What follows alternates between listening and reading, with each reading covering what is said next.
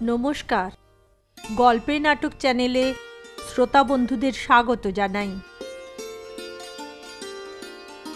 আমাদের আজকের গল্প শুভক্ষণ।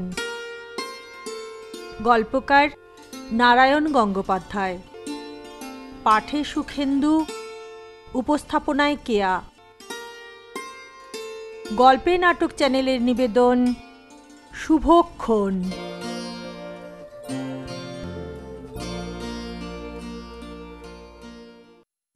আমার এই চিঠিটা পেয়ে তুমি চমকে উঠবে সে কথা আমি জানি, ঠিক কালকের মতোই। কোর্ট থেকে মুচলেকা দিয়ে যখন তুমি বেরিয়ে এলে, তখন তোমার ছাইয়ের মতো মুখ আমাকে দেখে আরো ফ্যাকাশে হয়ে গিয়েছিল। আমিও তক্ষণে ভিড়ের মধ্যে লুকিয়ে গিয়েছিলাম। তুমি ভেবেছিলে আমি তোমাকে চিনতে পারিনি, কিন্তু তুমি জানতে না। খবরের কাগজে নামটা দেখেই আমার কেমন অদ্ভুত সন্দেহ হয়েছিল। আমি জানতুম যে এ অসম্ভব, এমনটা হতেই পারে না। তবু একটা অলস কৌতূহলের টানে যখন আদালতের ভিড়ের মধ্যে এসে দাঁড়ালুম, তখন দেখলুম অসম্ভবও সম্ভব হয়। তুমি তো। চোখকে বিশ্বাস করতে পারছি না। চশমাটা তাই খুলে ফেললুম। ফলে সব কিছু কুয়াশার মতো ঝাপসা হয়ে গেল। আর আমি থাকতে পারলুম না। সোজা বেরিয়ে এসে একটা চায়ের দোকানে ঢুকে পড়লুম। বৈশাখী রোদে বাইরে আগুনের ঢেউ খেলছিল। আদালতের বুড়ো অশ্বত্থ গাছটার ঝরে যাওয়া লাল ফুলগুলো ঘূর্ণি হাওয়ায় নেচে বেড়াচ্ছিল পথের উপর। ভাঙা গলায় একটা কাক ডাকছিল থেকে থেকে। এক পেয়ালা অসম্ভব গরম চা সামনে নিয়ে চুপ করে বসে রইলুম আমি। মনে পড়ল তোমাকে যেদিন আমি প্রথম দেখেছিলাম। বন্ধুর বিয়েতে গিয়েছি তোমাদের গ্রামে। তুমি পাশের বাড়ির মেয়ে। সেদিনের গায়ে হলুদের রং তুমিও মেখেছিলে তোমার গালে মুখে কালো পাড় শাড়িতে। আমি অবাক হয়ে ভেবেছিল, কাঁচা সোনার উপর কি আর হলুদের রং খোলে? সোনাই যে মলিন হয়ে যায়। বন্ধুর সঙ্গে তোমার কি যেন একটা ঠাট্টার সম্পর্ক ছিল। তাছাড়া যেভাবে ওর মুখে তুমি হলুদ ঘষে দিয়েছিলে, তাতে খানিকটা রাগও করে থাকতে পারে। আমার চোখ লক্ষ্য করে আর তোমার দিকে একবার তাকিয়ে ফস করে বলেই ফেলল, বাহ, তোরই তো গায়ে হলুদ বলে মনে হচ্ছে রে। এই তো নিশীথ রয়েছে, ভারী সুপাত্র, লাগিয়ে দেওয়া যাক, কি বলিস? বন্ধুর পিঠে আমি এমন একটা চড় কষালাম যে সে উহ করে উঠল। আর লজ্জায় একবার কেঁপে উঠেই তুমি তক্ষুনি ছুটে পালালে। বন্ধুকে বললুম, ইডিয়েট, রসিকতার একটা মাত্রা থাকতে নেই। বন্ধুটি হাসল, কিন্তু অন্যায় বলিনি আমি। মেয়েটা সত্যি ভালো রে, বিয়ে করলে ঠকবি না। কথাটা ভুলতে পারলুম না। আর ভুলতে পারলুম না সোনার উপর হলুদের ছাপ, লজ্জায় রাঙা হয়ে যাওয়া তোমার মুখ। সেই একটুখানি দেখাই আমার মাথার ভেতর নেশার মতো জমাট বেঁধে রইল। সেই নেশাটাকে ঘন করে তোলবার সব রকম আয়োজনই তো ছিল চারদিকে। বিয়ের আসরে সানাই বাজছিল, শাঁখের শব্দ উঠছিল ঘন ঘন, চেলি চন্দনে অপরূপ দেখাচ্ছিল কনেকে। নিতান্তই সাধারণ চেহারার কালো লম্বা বন্ধুটিকে দেখাচ্ছিল ঠিক যেন রাজপুত্তর। মালা বদলের সময় হঠাৎ মনে হলো সেই হলুদ মাখা লজ্জা রাঙানো তোমার মুখখানায় কনের মুখে গিয়ে পড়েছি। কাঁপা হাতে আমার গলাতেই তুমি মালা পরিয়ে দিচ্ছ যেন। 1 মাস পরে আবার বন্ধুর বাড়িতে ঘুরে এলুম। তারপর তোমরা বেশি পয়সা কড়ি দিতে পারবে না জেনে বাবার আপত্তি হয়েছিল একটু, কিন্তু আমি একমাত্র সন্তান, তার উপর তোমাদের বংশ ভালো, তোমার আশ্চর্য রূপ। কথা পাকা হয়ে গেল শেষ পর্যন্ত। যেদিন তোমাকে বিয়ে করবার জন্য নৌকায় উঠলুম, সেদিন আকাশ আলো করে দ্বাদশীর চাঁদ। খাল বেয়ে নৌকা চলেছে, দুপাশের বনের ফাঁকে ফাঁকে লুকোচুরি খেলতে খেলতে চাঁদও এগিয়ে চলেছে সঙ্গে সঙ্গে। জলটা কখনো দুধের মতো ধপধপ করছে, কখনো বা হিজল পাতার ভিতর দিয়ে জ্যোৎস্নার আলোটা চিংড়ি ধরা জালের মতো জলের উপরে দোল খাচ্ছে। দুপাশের বেদবনের মধ্যে লগির ঘায়ে চমকে লাফিয়ে উঠছে ঘুম ভাঙা মাছ। নলথুরি ফুলেরা পাপড়ি গুটিয়ে এলিয়ে পড়েছিল, তারাও শিউরে শিউরে উঠছে থেকে থেকে। পরপর দুখানা নৌকোয় এগিয়ে চলেছি আমরা। সামনের নৌকোয় বাবা রয়েছেন, পুরুত ঠাকুর আছেন, পুবের ভিটের জ্যাঠা মশাই রয়েছেন। নৌকোর উপরে বসেছে তোমাদেরই দুজন লোক। আমাদের মাঝেরা অত দূরের খাল চেনে না, ওরা পথ দেখিয়ে নিয়ে যাবে। আমারই নৌকোয় বরযাত্রী বন্ধু বান্ধবদের ভিড়। হাসছে, গল্প করছে, সিগারেট খাচ্ছে, হারমোনিয়াম বাজিয়ে সুরে বেসুরে গান গাইছি। কিন্তু আমার মন কিছুতেই ছিল না। বালিশে কনুই রেখে আমি বাইরের দিকে চোখ মেলে দিয়েছিলুম। কখনো গাছের আড়ালে ডুব দিচ্ছে চাঁদ, কখনো ঠিক আমার মুখের উপরেই উঁকি মারছে এসে। মনে হচ্ছিল সারা পৃথিবীটাই আজকে গায়ে হলুদ মেখে বসে আছি। চাঁদ থেকেও চুইয়ে চুইয়ে হলুদ ছড়ে পড়ছে চারদিকে। নৌকার ছলছল উলুধ্বনি দিচ্ছি, পাতায় পাতায় খসখস করে বেজে উঠছে নতুন চেলির শব্দ। খালের ধারে নরম কাদা এক রাস শ্বেত চন্দন হয়ে গেছে। বাঁশের বনে রাত্রির হাওয়ায় সানাইয়ের সুর। কত রাত পর্যন্ত সবাই হল্লা করেছিল জানি না। একসময় খেয়াল হতে দেখলুম যে যেখানে পারে ঘুমিয়ে পড়েছে এলোমেলো ভাবে। সামনে নৌকোতেও কারও কোনো সাড়া শব্দ নেই, শুধু মাঝিরা ক্লান্তভাবে লগি ঠেলে চলেছে।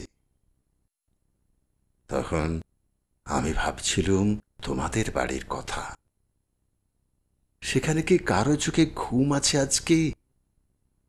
বড় বড় পেট্রোম্যাক্সের আলো জ্বলছে, শামিয়ানা খাটানো হচ্ছে, রাত জেগে কাজ করছে মেয়েরা, আলপনা দেওয়া চলছে। তোমাকে হয়তো তাড়াতাড়ি খাইয়ে দাইয়ে শুইয়ে দেওয়া হয়েছে। কাল সারা দিন উপোস দিতে হবে, অনেক ধকল যাবে শরীরের উপর দিয়ে। তোমার পিসিমা হয়তো এসে বলছেন, আহা, আজ আর মেয়েটাকে তোরা জ্বালাসনি, একটুখানি জিরোতে দে। কিন্তু তুমি কি ঘুমোতে পারছ? তোমার শোয়ার ঘর আমি দেখেছি, তোমার মাথার কাছে জানলাটাও আমার মনে আছে। ঠিক জানলার বাইরে তো একটা বাতাবি লেবুর গাছ, আর এখন তো বাতাবি লেবুর ফুল ফোটবার সময়।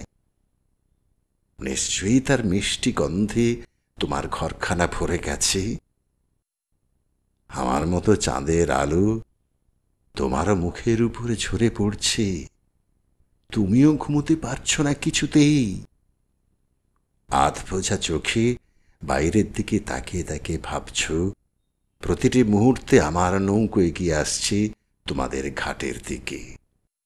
লজ্জায় ভয়ে তোমার বুক কাঁপছে। হয়তো এরই মধ্যে মৃদু নিঃশ্বাস পড়েছে কয়েকবার। কাল থেকে তুমি আর এ বাড়ির কেউ নও। তোমার এই ছোট্ট শোবার ঘরটি, দেওয়ালে এই যে বসুধারার দাগ, তোমার টেবিলের উপর বই, খাতা, চুলের ফিতে, আলনায় এই যে ডুরে শাড়ি, এদের সকলের সঙ্গে কাল থেকে তোমার সম্পর্ক শেষ হয়ে যাবে। ওই বাতাবি লেবুর গাছটা, জানলার ফাঁকে ওই চেনা আকাশটুকু, সবাইয়ের কাছ থেকে বিদায় নিয়ে কোন অজানার মধ্যে তুমি ঝাঁপ দেবে। কিন্তু ভয় পেতে গিয়েও তুমি ভয় পাচ্ছ না। আমার মুখটা তোমার মনে পড়ছে। আমাকে দেখেছ, আমাকে বিশ্বাসও করেছ তুমি।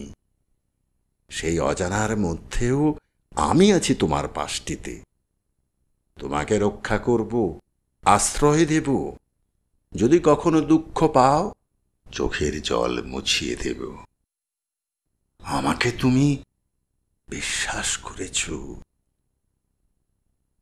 তোমার ভাবনার কথা ভাবতে ভাবতেই আমি ঘুমিয়ে পড়লুম। মিষ্টি গন্ধের ঝলকের মতো টুকরো টুকরো স্বপ্ন ভেসে যেতে লাগলো আমার চোখে। সকালবেলায় ঘুম ভাঙল বেসুরো চেঁচামেচিতে। বাবাই চিৎকার করছেন, কি হবে এখন? কেমন করে লগ্নের মধ্যে কি আমরা পৌঁছবো?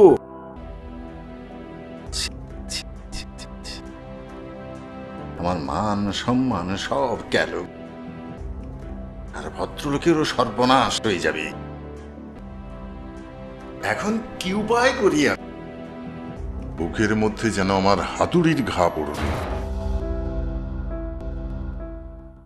সেদিন যা ঘটেছিল পরে হয়তো তুমি সব জেনেছ। পথ দেখাবার দায় নিয়ে তোমাদের ওখান থেকে যারা এসেছিল, সন্ধ্যার পরে বেশ করে সিদ্ধি খেয়েছিল তারা। সেই সিদ্ধির নেশায় সারা রাত ভুল পথ দেখিয়েছে। ভোরে যখন চটকা ভেঙেছে, তখন তারা দেখেছে নৌক এসে পৌঁছেছে একেবারে উল্টো দিকের ঝাপুরের স্টিমার ঘাটে। তোমাদের গ্রাম এখান থেকে কম করেও পুরো 1.5 দিনের পথ। যত চেষ্টাই করা যাক, রাত 12টার আগে সেখানে পৌঁছানো সম্ভব নয়। অথচ সন্ধ্যার পরে আর দ্বিতীয় লগ্ন নেই। আমার সামনেই ঝাপুরের নদী। যতদূর চোখ চলে ঢেউয়ের পর ঢেউ। কাল সমস্ত রাত চাঁদের সঙ্গে, খালের জলের সঙ্গে, স্বপ্নের সঙ্গে তুমি আমার কাছে ছিলে। আর আজ এই সকালে সামনের ওই রাক্ষসী নদীটার একেবারে ওপারে চলে গেছ। দূর দূরান্তে কয়েকটা ঝাপসা গাছপালা ছাড়া আর কিছুই নজরে আসছে না। বাবা বলেছিলেন, যত টাকা বকশিস লাগে দেব, যেমন করেই হোক সন্ধ্যের মধ্যে পৌঁছে দেওয়া চাই। মাঝেরা বললে, বাবু, আমরা মানুষ, কলের জাহাজ নই। তবু চেষ্টা করে দেখব। এখন কেবল আল্লাহর মেহেরবানি। নাওয়া খাওয়া বিশ্রাম পড়ে রইল। নৌকো ছুটল পাগলের মতো।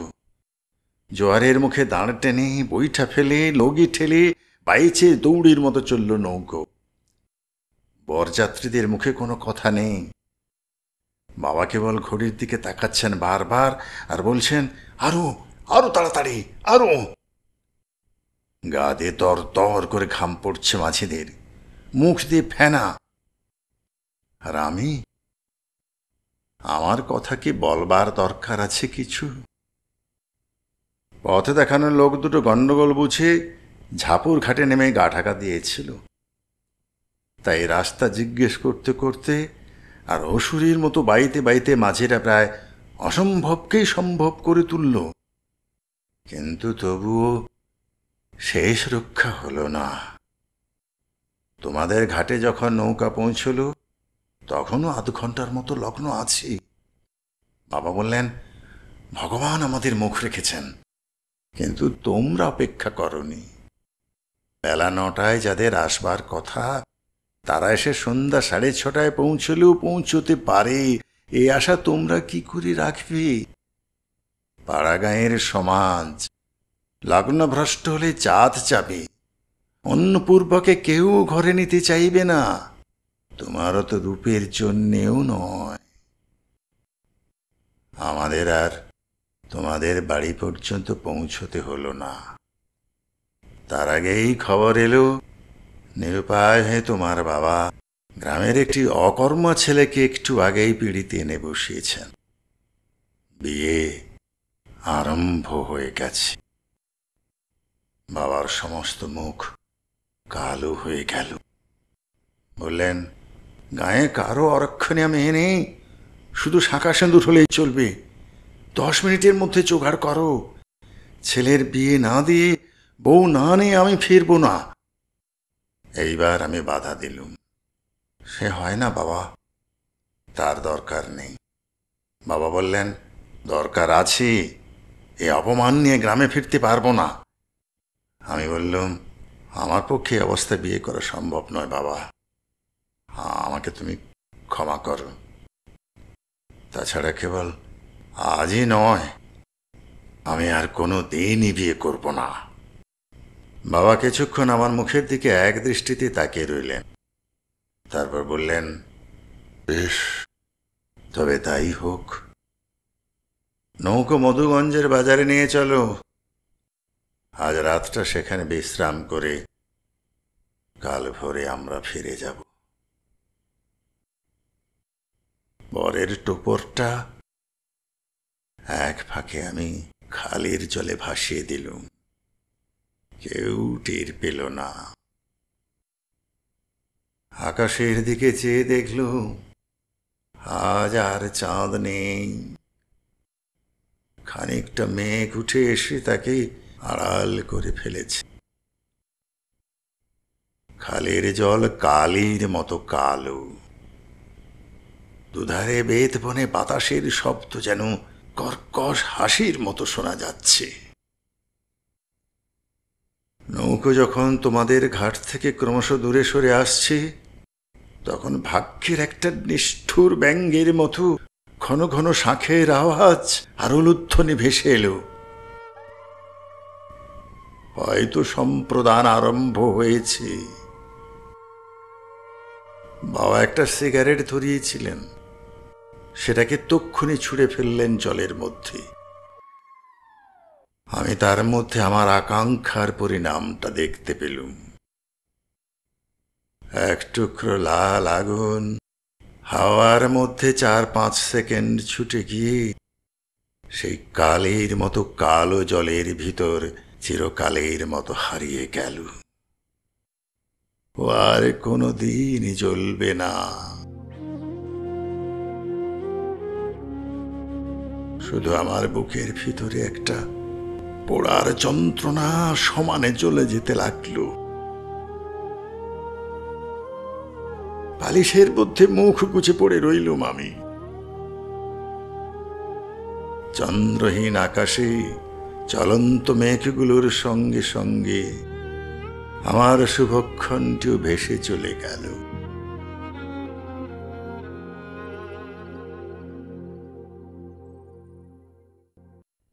গ্রামের স্কুলে মাস্টারি করছিলুম। 2 দিন পরেই সে চাকরি ছেড়ে দিলুম। কলকাতায় চলে এলুম ছোট মামার মেসে। যুদ্ধের তখন শেষ মুখ। সিভিল সাপ্লাইয়ের একটা চাকরিও জুটে গেল। কিন্তু তোমাকে আমি ভুলতে পারলুম না। টিউশন করে মেসে ফিরে আসি রাত করে। ঢাকা দেওয়া ঠান্ডা ভাতটা খেয়ে নিই। তারপর ঘরের বাকি 2 জন ঘুমিয়ে পড়লে জ্বালিয়ে নিই মোমবাতিটা। একখানা সঞ্চয়িতা কিনেছি, পড়ি রবীন্দ্রনাথের কবিতা। ঘরে থেলো না সেতু, মনে তার নিত্য আসা যাওয়া। পরনে ঢাকাই শাড়ি, কপালে সিঁদুর। আর ভাবি, তুমি কেমন আছো? সুখী হয়েছ তো? ঘর সংসার, স্বামী, সন্তান। দিনের পর দিন কেটে গেল। যুদ্ধ থামল, এলো পার্টিশন। সিভিল সাপ্লাইয়ের চাকরি ছেড়ে আমি ভবানীপুরের একটা স্কুলে চাকরি নিয়েছি। বাবা মারা গেছেন, মাকে এনেছি নিজের কাছে। কেটুয়াখুটি রোডে আদিগঙ্গার ধারে ছোট ছোট দুখানা ঘর ভাড়া নিয়েছি সস্তায়। আর দিনরাত্রি বাঁধা পড়ে গেছি। সকাল সন্ধ্যায় টিউশন, দুপুরে স্কুল। বাড়ি ফিরলে আমার দিন যাত্রার মতো, সামনে আদিগঙ্গার স্রোত। আমার ভবিষ্যতের মুখে প্রহরীর মতো দাঁড়িয়ে গঙ্গার ওপারে আলিপুর সেন্ট্রাল জেলের লাল প্রাচীর। মা কতবার বলেছি, বিয়ে কর। আমি রাজি হইনি। না মা, ও কথা আমায় আর বলো না। তারপর গত বছর মাও ছেড়ে চলে গেল আমাকে। মরবার আগের দিন হাসপাতালে আমার হাত ধরে বললে, বাবা 40 তো পেরিয়ে গেলি, এমন ভাবে বিভাগী হয়েই তুই কাটাবি। আমি চলে গেলে কে তোকে দেখবে, কে দুটি খেতে দেবে তোকে? আমাকে কথা দে, কথা দে বাবা, যত শিগগির হয় তুই বিয়ে করবি, নইলে মরেও শান্তি পাব না আমি। মার চোখ দিয়ে জল পড়ছিল। এই শেষ সময়ে আর মাকে কষ্ট দিতে ইচ্ছে করছিল না। চোখ মুছে দিয়ে বললাম, তাই হবে মা, আমি বিয়ে করব। কিন্তু সেই শুভক্ষণটি যে আমার এত কাছে এসে পড়েছে, সে কি আমি জানতুম? খবরের কাগজের ওই জায়গাতে চোখ হঠাৎই পড়ল বলতে হবে। ওসব খবর আমি পড়ি না, তবু কি করে যেন ওখানেই আটকে গেল দৃষ্টিটা। পূর্ব কলকাতার কোনো একটা হোটেলে পাপ ব্যবসা চালাবার অভিযোগে পুলিশ হোটেলের মালিক এবং সেই সঙ্গে সঙ্গে 3টি মেয়েকে গ্রেপ্তার করেছে। সেইখানে দেখলুম একটি নাম, আর সেই সঙ্গে অদ্ভুত ধরনের পদবি। তোমার স্বামীর পদবি আমার মনে ছিল। কাজ আছে বলে মামলার দিন ছুটি নিলুম স্কুল থেকে, এলুম কোর্টে। ভেবেছিলুম এ অসম্ভব, এমনটা হতেই পারে না, এ শুধু অলস কৌতূহল ছাড়া আর কিছুই নয়। কিন্তু দেখলুম তুমি ছাড়া আর কেউ হতে পারে না। তোমার চেহারায় এখন অনেকগুলো বছর তাদের ছাপ ফেলে গেছে। তোমার কাঁচা সোনার মতো রং মলিন হয়ে গেছে। পারল ফুলের মতো মুখখানি থেকে পাপড়ি ঝরে গেছে অনেকগুলো, চোখের কোণে কোণে কালি। সেই এলে দেওয়া মাজা ছাপানো চুলের রাশ আর নেই, এখন তা ভাপানো, ঘাড় পর্যন্ত ছাটা। তোমার নখে রঙের চিহ্ন, তোমার ঠোঁটে রঙের আভাস। তবুও তুমি চোখে ভুল দেখছি মনে করে চশমাটা খুলে ফেললুম। সবকিছু যেন ধোঁয়ায় ঢেকে গেল। বাইরে ছুটে চলে এলুম, ঢুকে পড়লুম একটা চায়ের দোকানে। এক পেয়ালা অসম্ভব গরম চা নিয়ে বসে বসে ভাবতে লাগলুম তোমার কথা। বাইরে অশ্বত্থের পাতা নিয়ে দুপুরের বাতাস ঘূর্ণির তালে তালে নাচতে লাগল। একটা কাক ভাঙা গলায় ডেকে উঠতে লাগলো থেকে থেকে। প্রায় 1 ঘন্টা পরে চায়ের দোকানের বেয়ার এসে বললে, কই বাবু, চা তো খেলেন না, ঠান্ডা হয়ে গেল জি। পয়সা মিটিয়ে দিয়ে আমি পথে নেমে এলুম। দুপুরে রোদ তখন আমার মাথার মধ্যেই চলছে। আমার শরীরের ভিতর দিয়ে বয়ে চলেছে ঘূর্ণির হাওয়া।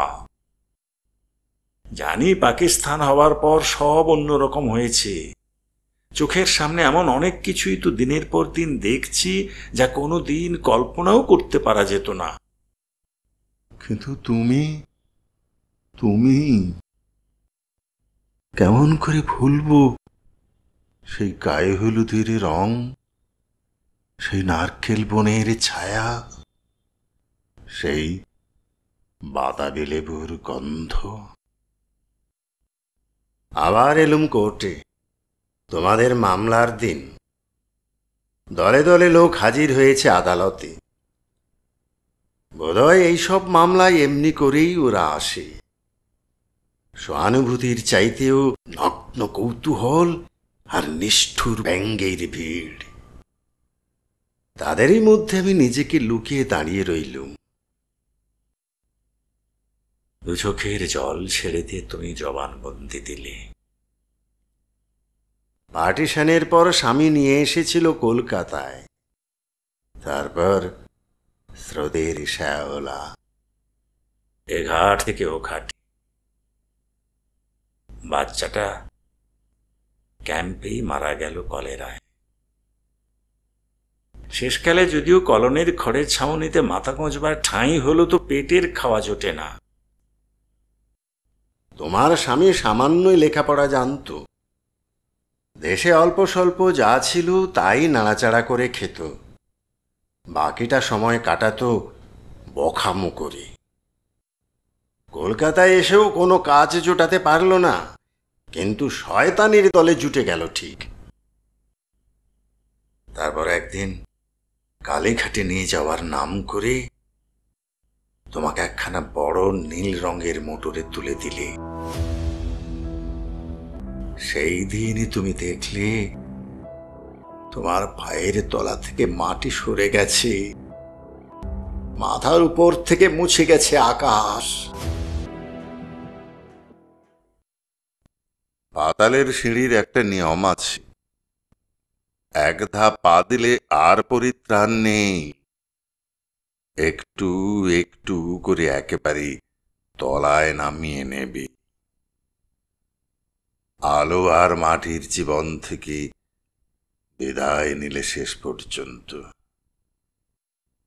আর স্বামী যাদবপুরের ওদিকে কোথায় একটা ডাকাতির মামলায় জড়িয়ে 3 বছর ধরে জেল খাটছে।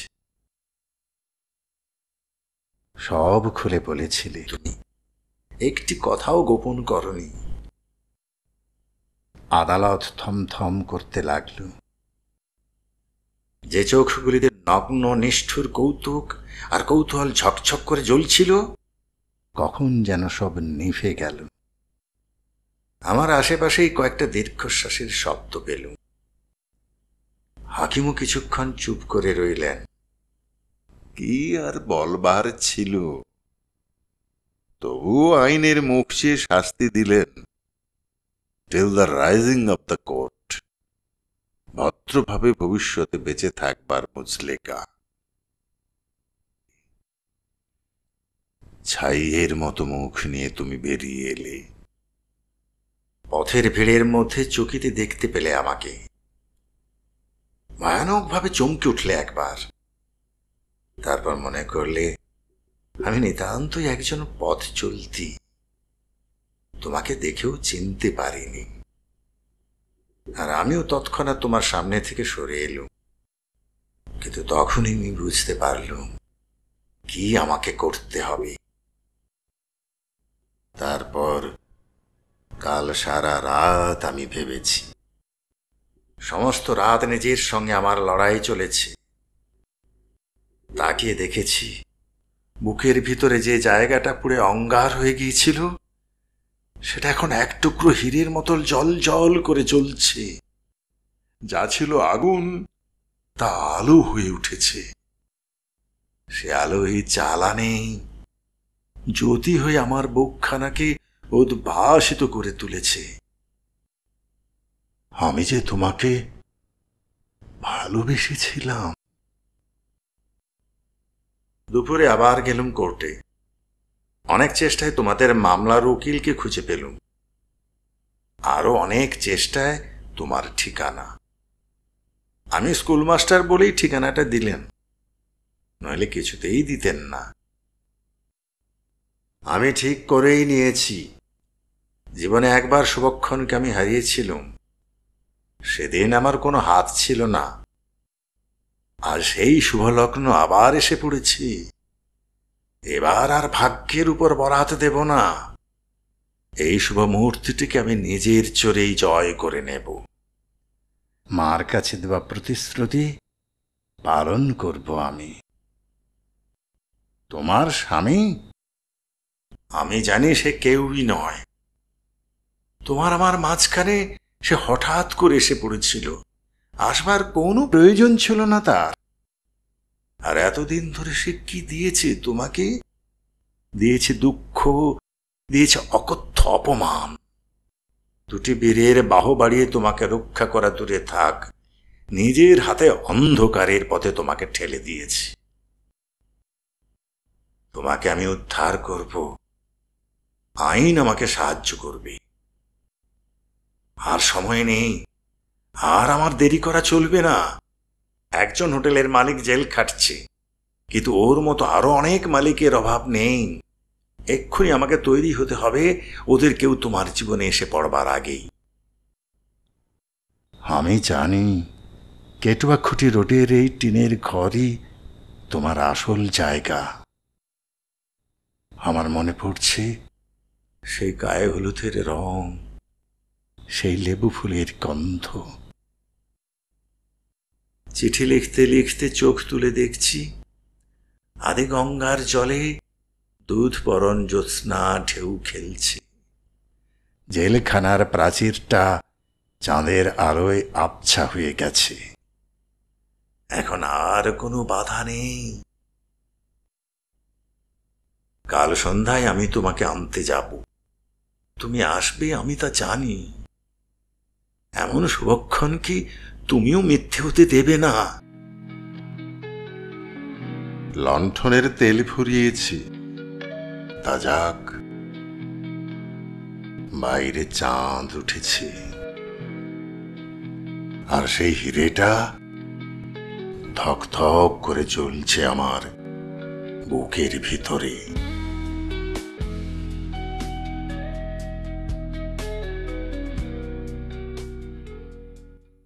শুনলেন নারায়ণ গঙ্গোপাধ্যায়ের গল্প শুভক্ষণ। ভালো লাগলে লাইক, শেয়ার ও সাবস্ক্রাইব করতে অনুরোধ করি।